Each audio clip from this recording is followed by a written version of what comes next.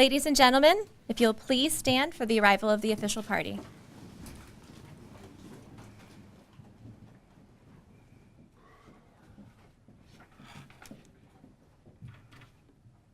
Thank you. Good morning. Good morning. Good morning. Thank you for being here. Good morning.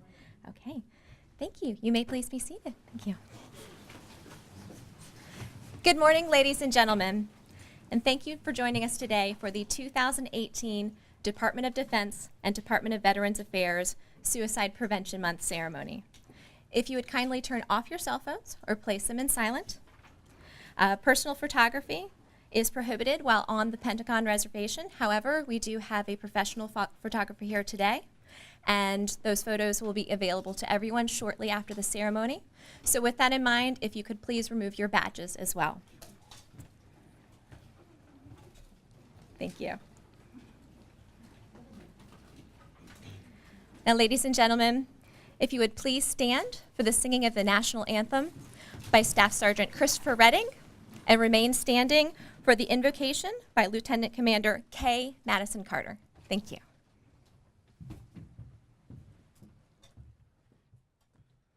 Oh, say, can you see by the dawn's early light what so proudly we hailed at the twilight's last gleaming, whose broad stripes and bright stars through the perilous fight o'er the ramparts we watched were so gallantly streaming, and the rockets' red glare, the bombs bursting in air, gave proof through the night that our flag was still there.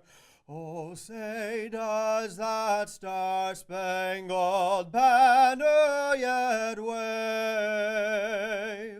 o'er the land of the free and the home of the brave?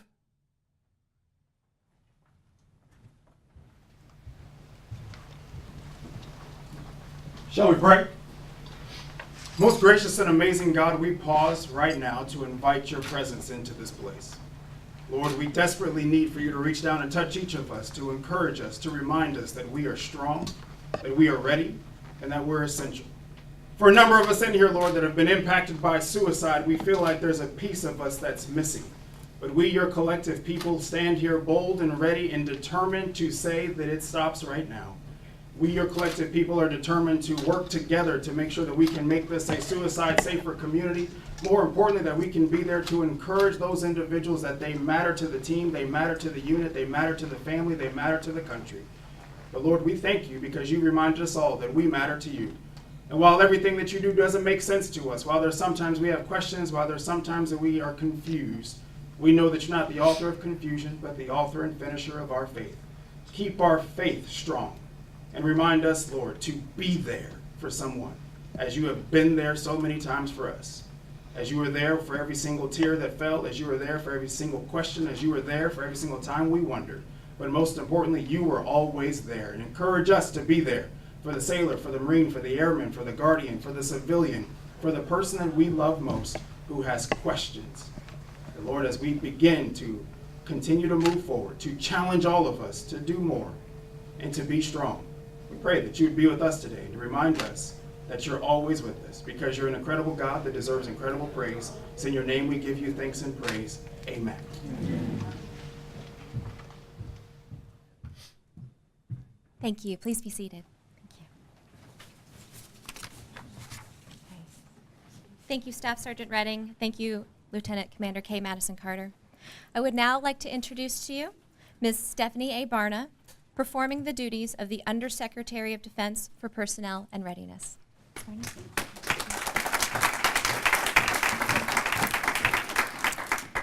Good morning, everyone. Welcome, and thank you for being with us today to observe the start of Suicide Prevention Month, September 2018.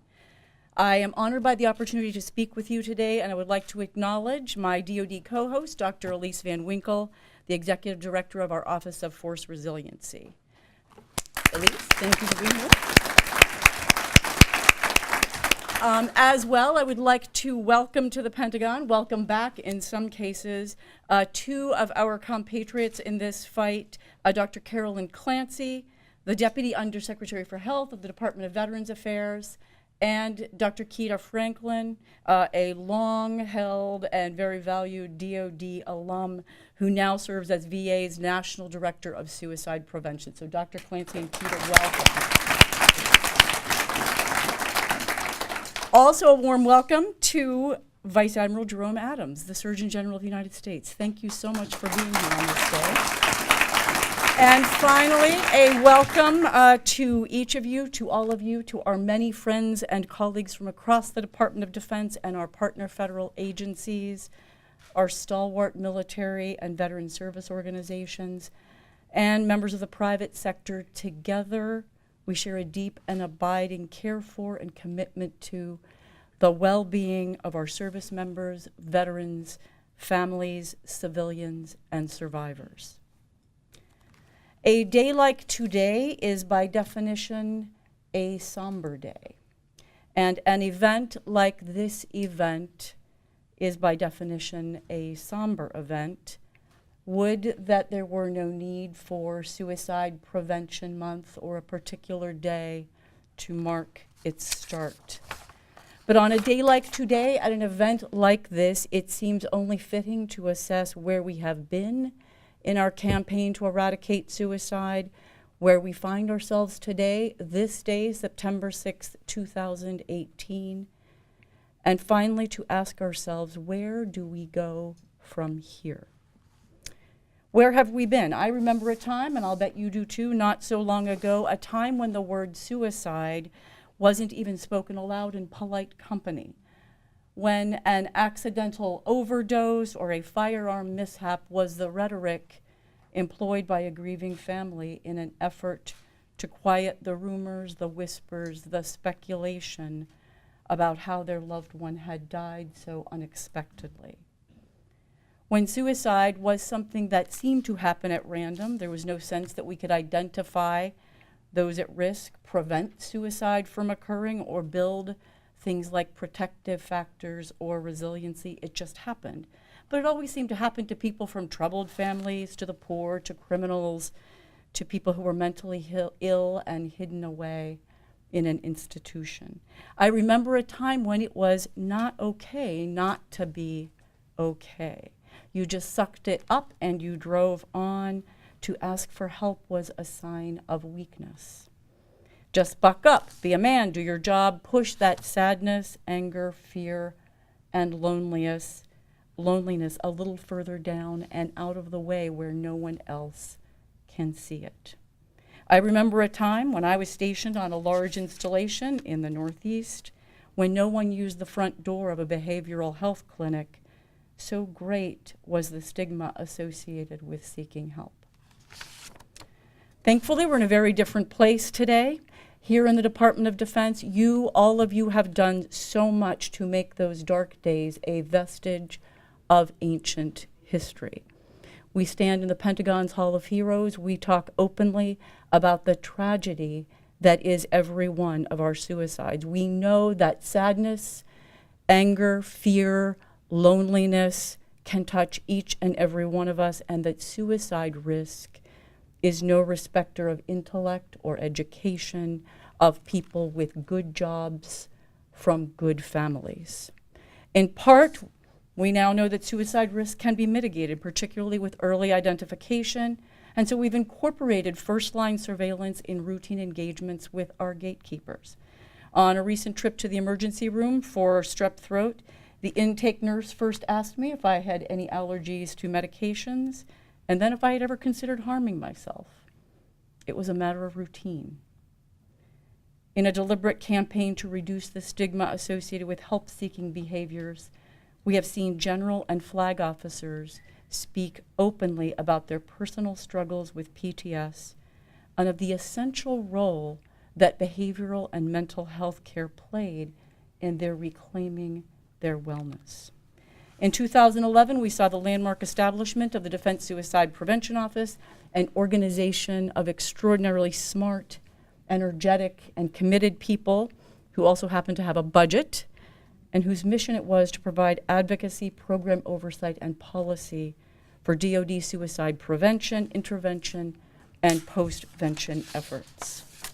Across the department, the Defense Suicide Prevention Office has worked tirelessly to emplace a diversity of resources, all to facilitate a holistic public health approach to suicide prevention, to building protective factors, to promoting help-seeking behaviors, and to reducing stigma. To this end, millions of hours have been devoted by clinicians, by behavioral health care providers, by program managers, military commanders and non-commissioned officers, on-call peer-to-peer counselors, financial advisors, family life and relationship counselors, and by other gatekeepers, lawyers, chaplains, volunteers, many using Dr. Kelly Posner's groundbreaking Columbia Suicide Severity Rating Scale, which has been adopted in thousands of public health settings in 45 countries on 6 continents, through simple, plain language that empowers anyone to ask a simple question. Dr. Posner's system empowers us to take action to prevent suicide. Thank you so much for that. Most recently, and perhaps of the greatest significance and lasting effect, DoD and the Department of Veterans Affairs have dramatically expanded their collaboration efforts, issuing a first-of-kind public proclamation in which both secretaries committed to working together with the shared objective of preventing military and veteran suicide.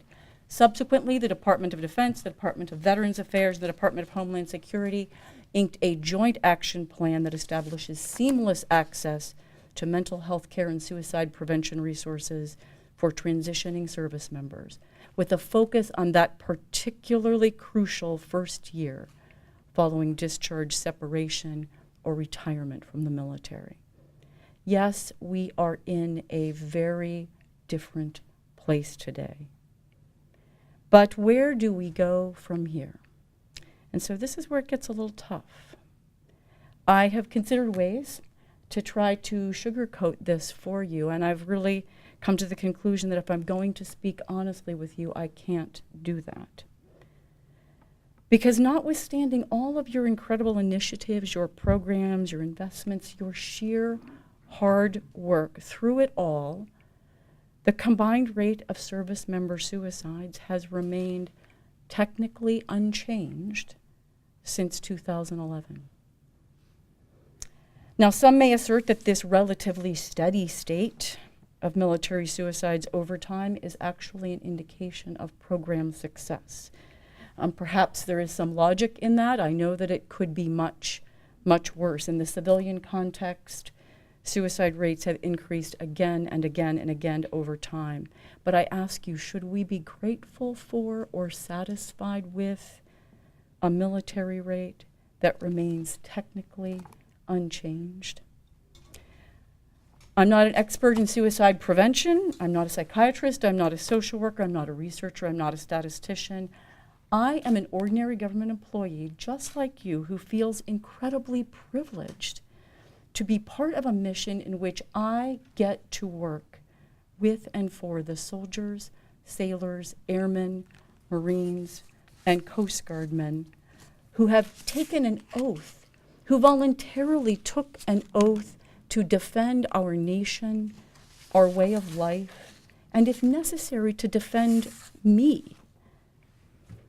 And since September 11th, 2001, we have lost more of the precious lifeblood of our military men and women to suicide than to hostile combat fatalities in Operation Enduring Freedom, Operation Iraqi Freedom, Operation New Dawn, Operation Inherent Resolve, and Operation Freedom Sentinel combined. Since 9/11, suicide has claimed 5,618 of our soldiers, sailors, airmen, Marines, and Coast Guardmen. Imagine a line of 5,618 people. It would extend almost from here to the Mark Center. should we be grateful for or satisfied with a military suicide rate that remains technically unchanged? I submit to you that we, you, me, all of us, each of us, we owe it to our service members and we owe it to their survivors to do better. In recent days, a project on which I have had the pleasure to work with a Gold Star spouse in the P&R front office has brought me closer than I've ever been before to the survivors of service member suicide. Here with me right now, I have 4 letters from 4 survivors. 2 from wives, 1 a brother, 1 a father. Each finds themselves today in very different circumstances. But what just screams out through each of these letters is that no matter how many years have passed since the death of their loved one, the suicide of their husband, their brother, their son, they remain raw with grief. I'd like to read an excerpt from a letter from Katie. She said, being a military wife, I always feared the infamous knock on the door while my husband was deployed. But it's not something one normally thinks about on what should have been a typical Monday afternoon when my husband should have been coming home from work. Yet that's exactly when 2 men in uniform knocked at my door. I could sit here and write to you about how my husband's death shattered my life and my faith. I could tell you about the immense guilt that I felt. I could tell you how even now, over 8 years later, I haven't been able to pick up the shattered pieces and put them back together. The truth is, I never will. But it is not my grief and my experiences that devastate me at this point in my life, as awful as they are. It is my children's broken hearts, which leave me overwhelmed and still scrambling as I try to navigate this painful terrain and help them make sense of the question, why? If you talk to my son, he would tell you that since he was only 4 when his dad died, he was too young to be affected by it. But in the week that she wrote that letter, Katie's son, now age 12, was given an assignment for school in which he had to write about where he would go and what he would do if he could be transported magically to any place and time. Instead of imagining what it would be like to travel back in time to visit with George Washington at Valley Forge or to hyperwarp into the future on the Starship Enterprise, Katie's son wrote about his wish to return to the day of his father's suicide so that he could stop it from happening. As for her daughter, who is now 9 years old, Katie goes on to say, not long ago, my sweet girl asked me, if Daddy had lived longer and gotten to know us better, do you think he would have loved us enough to stay? So I need to answer each of these letters. And I'm sort of at a loss. I don't know what to say to them.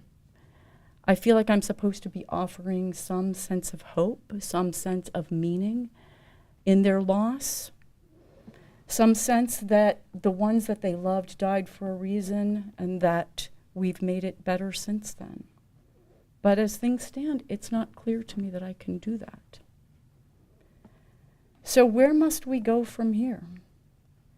If we are intent on moving the needle on service member suicide, we must have the courage to have the difficult conversations and the fulsome debate required to assess forthrightly whether our current course is where it should be. We must have the courage to make the big, bold, and difficult decisions required to change it, if that is what's necessary. I don't know what those answers will be. I'm confident, though, in your ability to divine them. For your consideration, I would offer 3 observations with the disclaimer that they are grounded only in my intuition. First, we must never be satisfied with strategies that seek only to reduce or mitigate the scourge of service member suicide. We must strive for nothing less than its elimination. We must go to zero. Any other tack will excuse only a half-hearted half measure. Second, I believe strongly that we must build on and leverage the mutuality of commitment and the unity of action that we have seen across the military and veteran communities and the agencies that represent them. When we combine our ideas, when we combine our funds for the good of the whole, we can achieve more, do it faster, and address the common needs of a broader population. Third, we must never, ever forget or forego the power of human connection.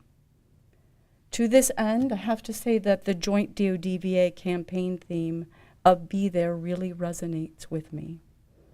It is a simple but powerful exhortation with universal application, whether you're a treatment provider or a family member or a friend. Your decision to be there can provide the human connection that makes a healing difference in the life of another person. Be There will allow each of us to remind our service members, veterans, families, civilians, and survivors that you are not alone. You are a vital part of the most incredible fighting force, the most incredible team in the history of humankind. And this force leaves no man or woman behind. Once a part of this team, you are a part of us always. You are not alone. We will be there with you every step of the way.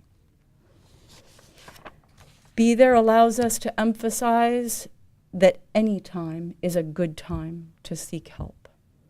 And here in DoD, in VA, in Army, Navy, Air Force, Marine Corps, the Coast Guard, help is always available. How about now? It doesn't matter who you ask, whether it's a friend, a family member, your commander, a chaplain, or someone you have never met on the other end of a call center phone line. We will be there with you every step of the way. Be There lets us tell folks that recovery takes time, but it is always possible. Each of us has experienced darkness.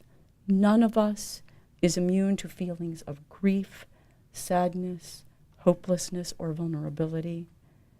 Our enemies have no weapon as lethal as the dark emotions that can wash over us and set us adrift in a sea of uncertainty and doubt. At times it may seem easier to give in rather than to fight. But even when our control is at its lowest, we are never stripped of all of our choices. Each of us has within us the capacity to face loss, misfortune, and regret, and to move beyond them. It is never too late, and we will be there with you every step of the way. Finally, Be There gives us the chance to tell the members of our team that we need them. We need them here with us. It lets us tell them that they are fighters and that our nation needs every man and woman who is ready and willing to fight for her.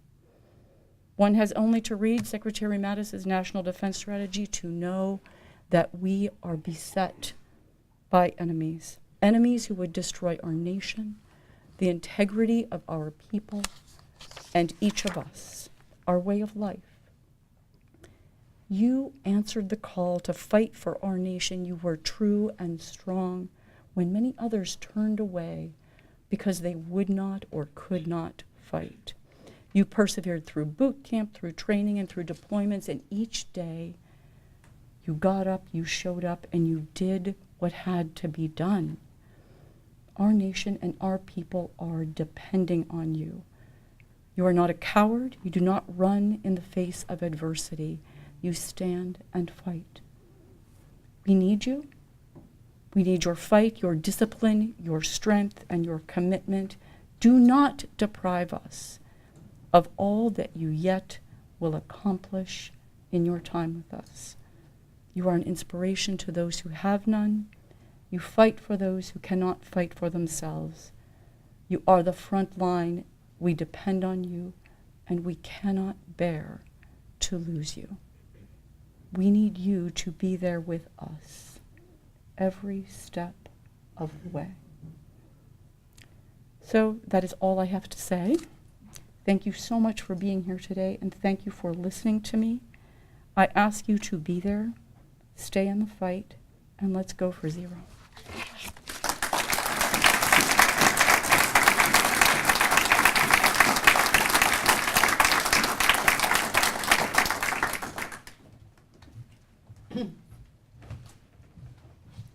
Thank you, Ms. Barna.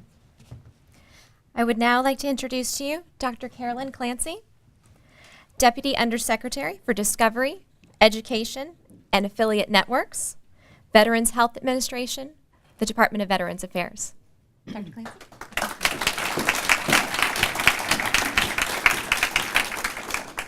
Good morning, everyone. And Stephanie, thank you from the bottom of my heart. That was very, very powerful. And I hope that that sense of how powerful that was stays with us.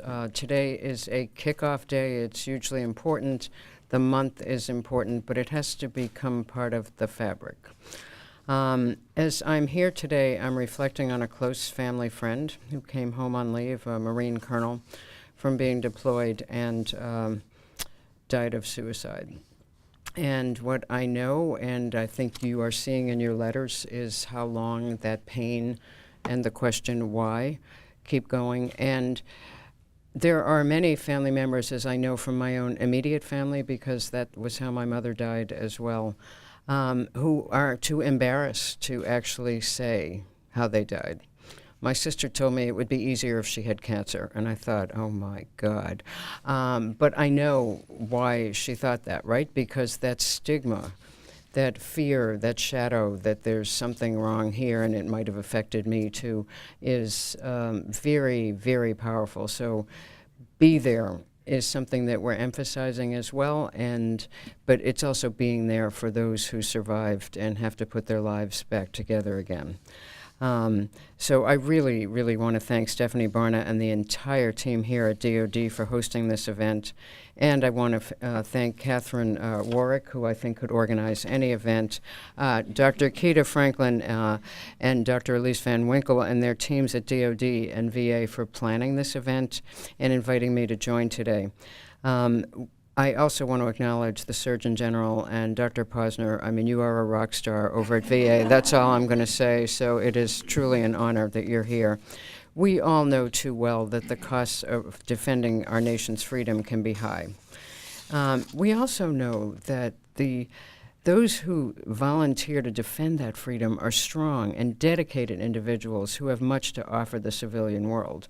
We see this at VA all the time because many of our employees are veterans themselves, and no problem too big or small. I mean, just can-do people from the get-go.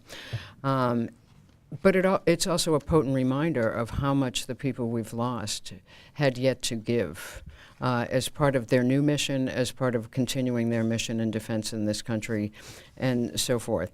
These individuals bring tremendous value to their families, workplaces, and communities. All of this is why preventing suicide is a top priority for all of us at VA and DoD. I share Ms. Barna's sense of discomfort. You can stretch and squint a little bit and say, well, it's at least good that the numbers aren't worse. But an unchanged rate is nothing to be excited about. This is a national problem. We're here today focused on men and women who have served and paid an extraordinary price. But it affects many, many, many Americans.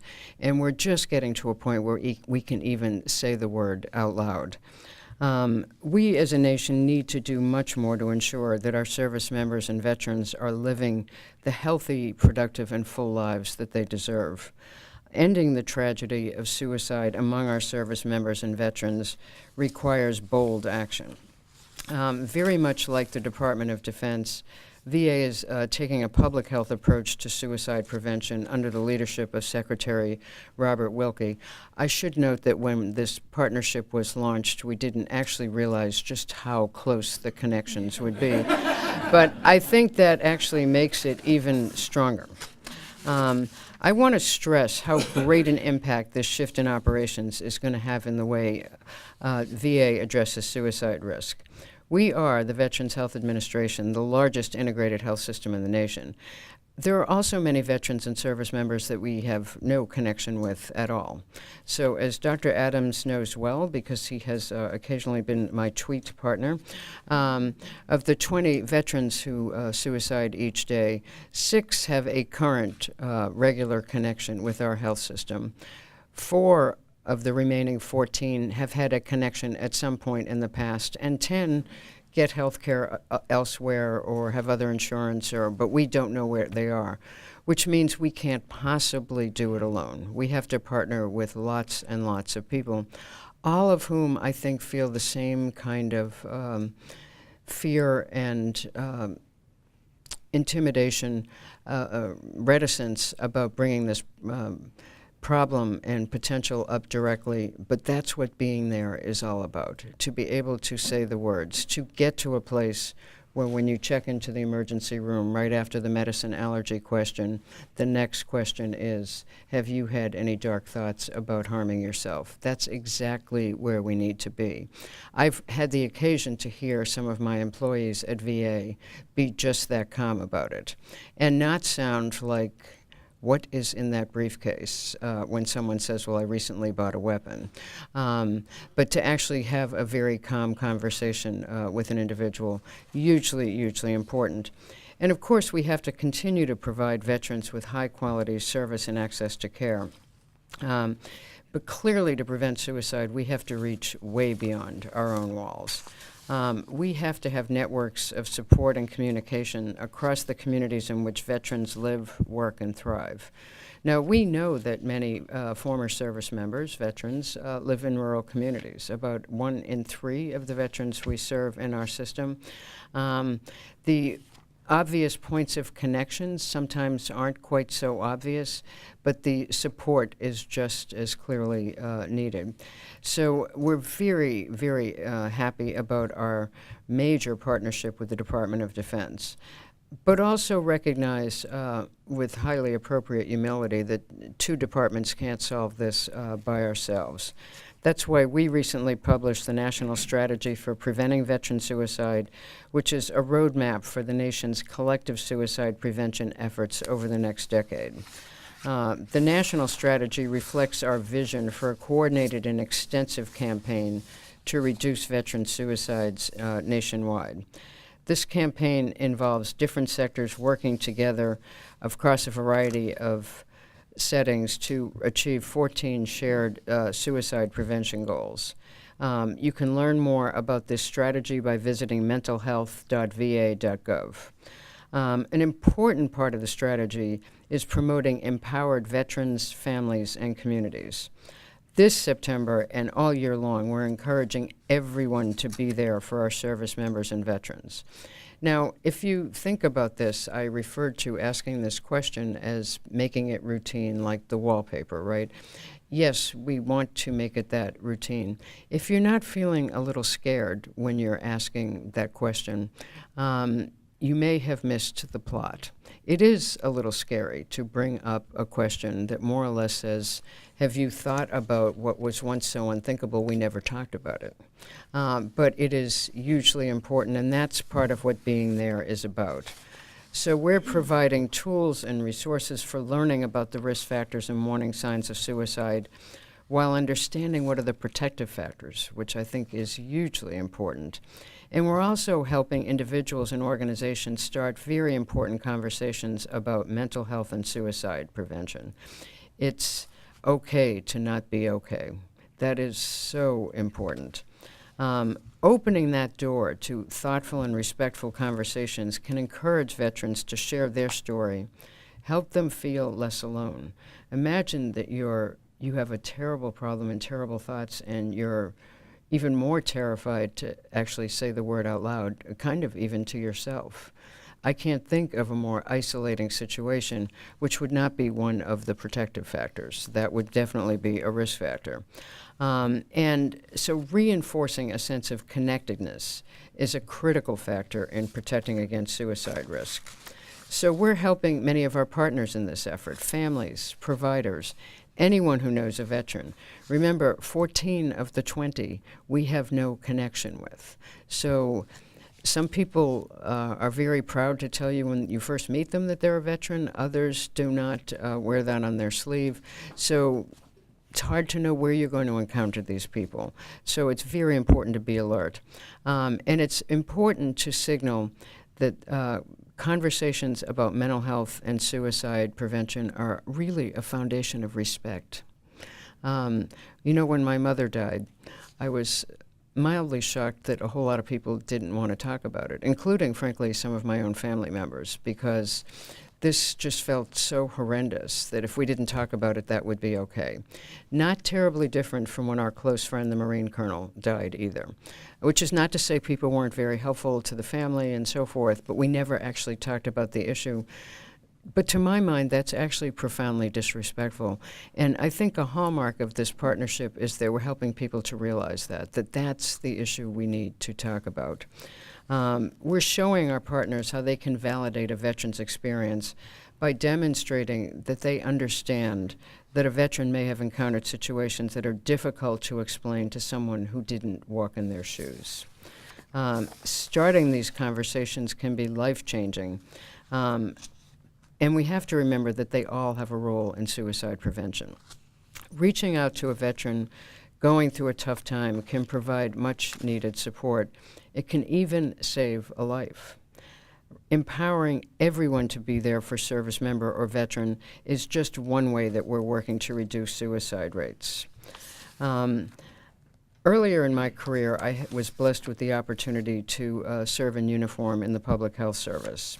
Now I am very blessed to be working with those who have served in uniform, some still serving, and those who have worn the uniform.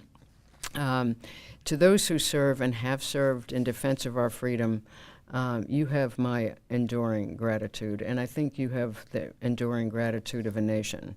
To anyone who's facing or knows someone who may be facing mental health challenges or thoughts of suicide, know that we at VA and DOD are here for you. Know that it's okay if you're not okay. I can't tell you particularly how important that message is. If someone does share that they're really feeling pretty dark and having thoughts about harming themselves, that tell me more is hugely, hugely important, because suddenly it takes something that feels like it would knock your breath away and makes it, wow, maybe this is not the only, I'm not the only person on the planet feeling like this. Know that you're okay if you're not okay. Help is available and treatment does work. Together, our organizations will accomplish great things and will end suicide among service members and veterans. And frankly, I think that will have a subsequent impact on the rest of our countrymen and women as well. At VA, we're working hard to prevent the tragedy of veteran suicide. We can't do it alone. We're very, very appreciative of the support of our partners in government and the community. And this month, the entire month is dedicated to suicide prevention. It's a time to reinforce and nurture those connections and partnerships. No veteran should ever feel lost and alone in communities they work so hard to defend. Thank you very much.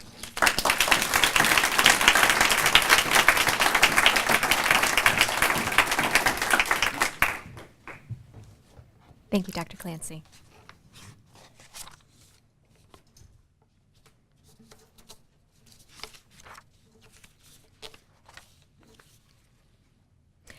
Today, I'm pleased to announce to you this year's recipient of the Office of Secretary of Defense Medal for Exceptional Public Service, Dr. Kelly Posner.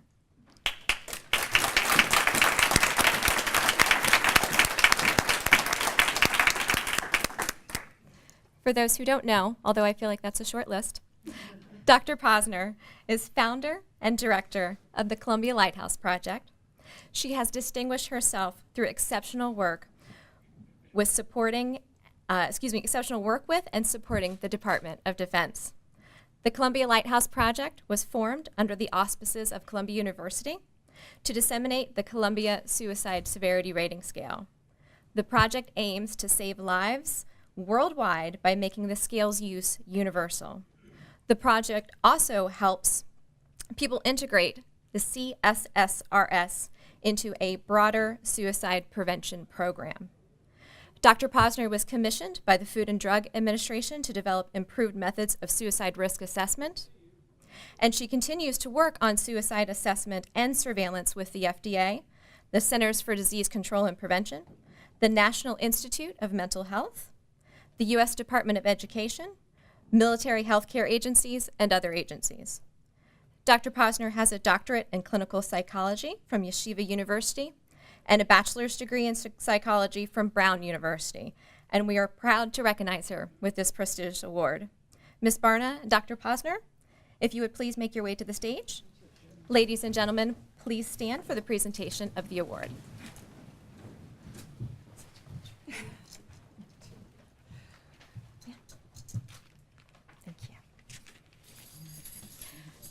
Dr. Kelly Posner has distinguished herself in public service through exceptional support to the Department of Defense Suicide Prevention Program.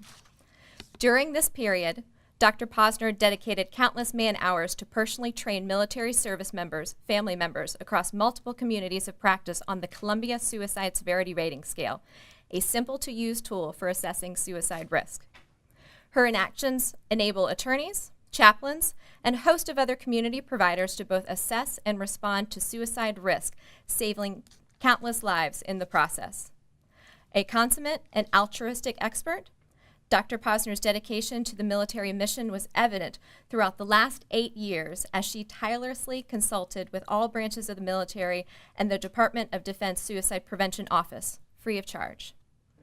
The Department of Defense greatly benefited from her knowledge and expertise, as well as her visionary implementation strategies for the Columbia Suicide Severity Rating Scale. A dedicated proponent of our military service members, Dr. Posner took the existing evidence-based scale and, in partnership with the military services, translated it into a culturally relevant tool for today's military. Dr. Posner's willingness to advocate and work on behalf of our nation's military to stem the unnecessary loss of life by suicide is commendable. Her methods for universal language and assessment for non-medical gatekeepers was something that the department never before possessed and embodies the essence of science to service, which is critically important to addressing behavioral health issues important to the force. Over the last 8 years, our ability to reduce and to stabilize our rates of suicide would not be possible without the tireless dedication and advocacy of Dr. Posner. Dr. Posner's generosity and focus on saving lives is evident in her perennial granting of fee-free licensing of the Columbia Suicide Severity Rating Scale for use throughout the military, her personally training to support the implementation of the scale, and her direct work with local military installations around the world. Put simply, Dr. Posner has never said no when it comes to helping the military service members and their families in the area of suicide prevention. She has shared her knowledge at the White House briefings, at military conferences, and in one-on-one meetings with senior military leaders to find common ground in pursuit of saving lives. Dr. Posner conducted this work as a volunteer and greatly sacrificed other areas of her career in order to be there for our military. The Department of Defense has saved millions of dollars in the area of research, implementation science, license fees, training, and consultation through our partnership with Columbia University, specifically with Dr. Posner. Dr. Posner has been a pioneer for women. She is a true professional in every aspect. Her contributions to the quality of life for women in the service have been significant and lasting.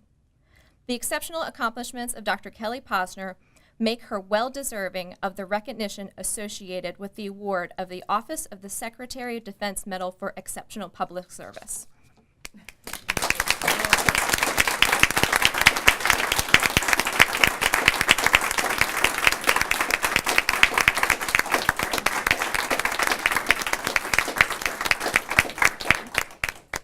Thank you. And I would now like to invite friend and colleague, Dr. Keita Franklin, National Director, Suicide Prevention, U.S. Department of Veterans Affairs, Office of Mental Health and Suicide Prevention, for a few words of Dr. Posner. Thank you. Please be seated. Good morning. I actually have some prepared notes, but I think I'm just going to put them to the side here. I couldn't be more excited to be here this morning with my DoD leadership and our Surgeon General and our VA leaders. Thank you so much. And I go back about 8 years when I was at the headquarters Marine Corps, and a Navy commander approached me with a journal article. And I think that's a little bit probably the day that this work started. And a journal article that spoke about a community that had shown a reduction. I think it was in Tennessee, a civilian community that had seen a reduction in suicide rates. And he was standing there with a piece of literature in his hand, and at the bottom of the article it said, for more information, reach this person. And those who know me know that I don't hesitate to make cold calls. And so we cold called Dr. Posner and just call her, email her. And I think within the week we had her at the headquarters building in a full conversation about Marines at risk and engaging in legal difficulties, and chaplains and the key work that they do and their familiarity with assessing risk. And that was 8 years ago. So I couldn't be more proud of Dr. Posner and you all, the opportunity to come up here for a minute and share in this award for her, and also recognizing that this is an important month, and it is nice that we are able to recognize key leaders in this space. And so Kelly, I think I'm really proud of you.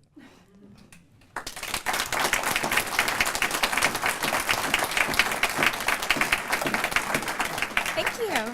Would you like to come up and say a few words? I was just standing up here to give you a hug. When do I get to put the medal on? Afterwards? Don't have my glasses. So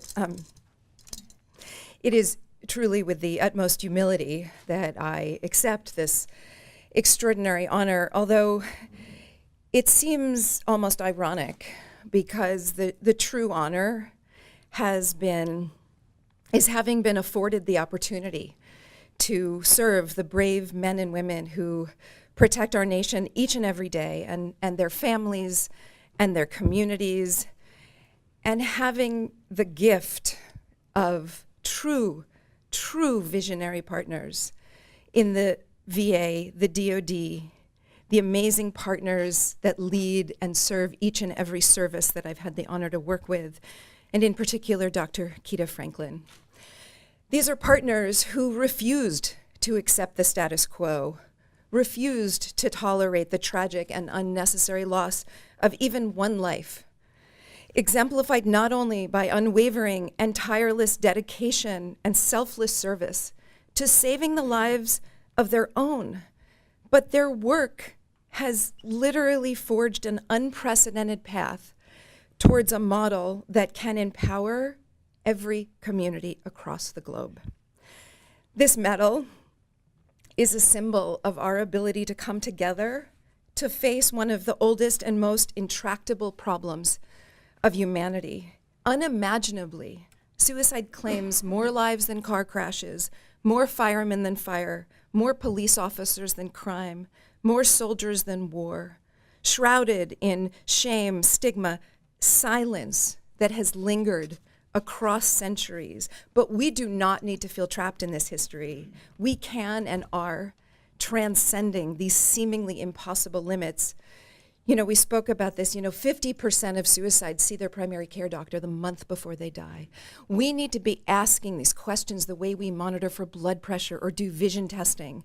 And the Office of the Undersecretary of Defense and the Department of Defense Suicide Prevention Office had the critical recognition that that was not enough. And that movement signaled a tectonic shift away from the narrow medical model. The DoD understood that those suffering in silence would not come to us, and we needed to go and find them.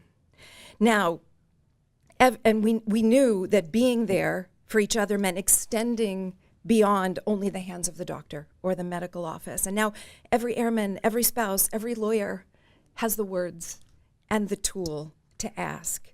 But we have only just begun. So rather than isolate ourselves behind the walls of silence, we must do the opposite: connect, find the right words, and understand that asking alleviates suffering. It does not sow it.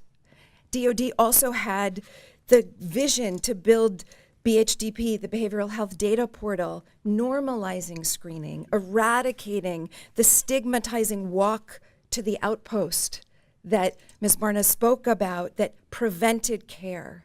I cannot commend highly enough the bravery powerfully demonstrated by the Department of Defense in seeing what was needed to indeed save lives, in embracing and leading this transformation in the face, again, of what looks like this tragic paradox, right? More soldiers dying by suicide than in combat.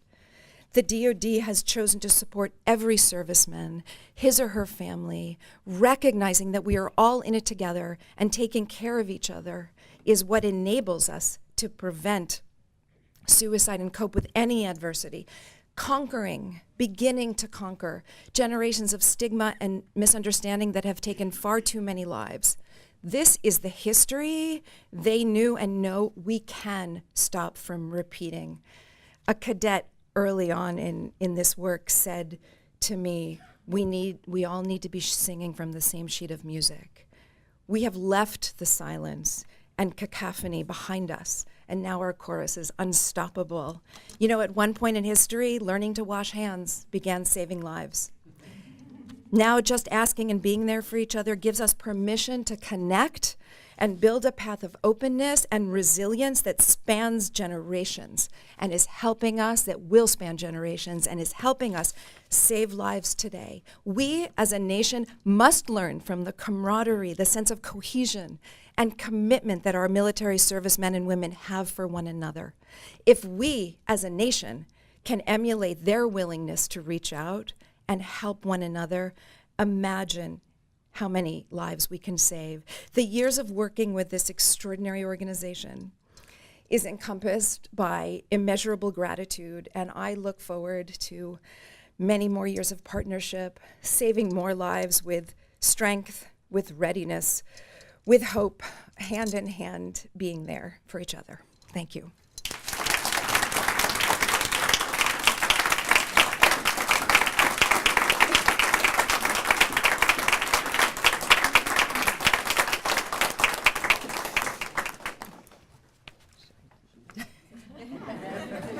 Now you don't have to just look at it from across the way.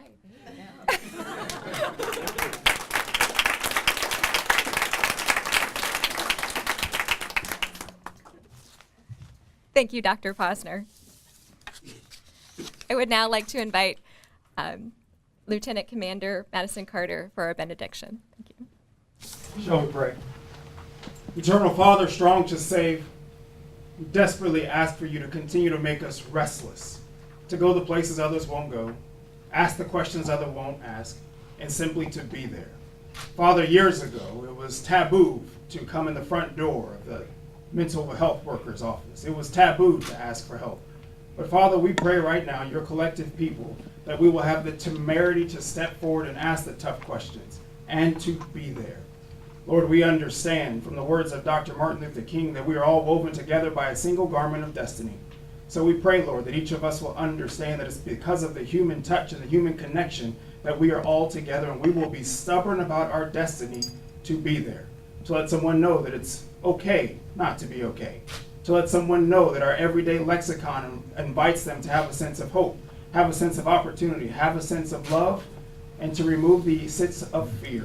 But Lord, most importantly, they will all take along with them the same type of desire that we heard from Dr. Posner, to ask the tough questions and to squash the cacophony of bad sound that is suicide in our community. But most importantly, Lord, that each of us will understand that the person standing next to us, to our left and to our right, needs someone to come alongside of them and hear their story. But Lord, today, we'll be there, just as you've challenged us to be today. It's in your name we give you thanks and praise. Amen. Thank you, everyone. Before we conclude today, before we go on about our separate days and our separate ways, I'd invite you to do two more things with us today. In the reception hall, just behind you, we have a 2018 Suicide Prevention Month pledge. We'd invite everyone to come sign with us. Followed by that, in the Apex 9 and 10 on the second floor, there's a resource fair with a collection of our collaborative agencies with information and resources they'd be happy to share with you. Thank you all so much for being here today, and this concludes today's ceremony. Thank you.